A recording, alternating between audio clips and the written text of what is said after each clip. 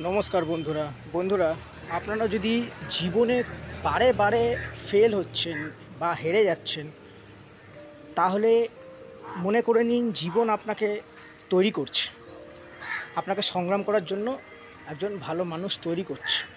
তাই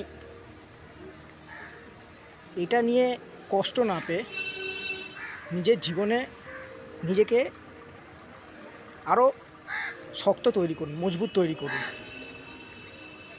আর এটি আপনার কাছে সুযোগ যে হারতে হারতে এক লাফে সফলতার সিঁড়ি উঠে পড়া। আমি বলবো না যে আপনি এক লাফে সফল হয়ে যাবেন, কিন্তু এটা বলবো আপনি সফলতার সিঁড়িতে উঠে যাবেন। আর যখন একবার সফলতার সিঁড়িতে উঠে যাবেন, হারতে হারতে যখন আপনি মজবুত হয়ে যাবেন, আপনার অভিজ্ঞতা হয়ে যাবে, তখন আপনাকে আর কেউ হারাতে পারবে না, আপনি জিতে যাবেন।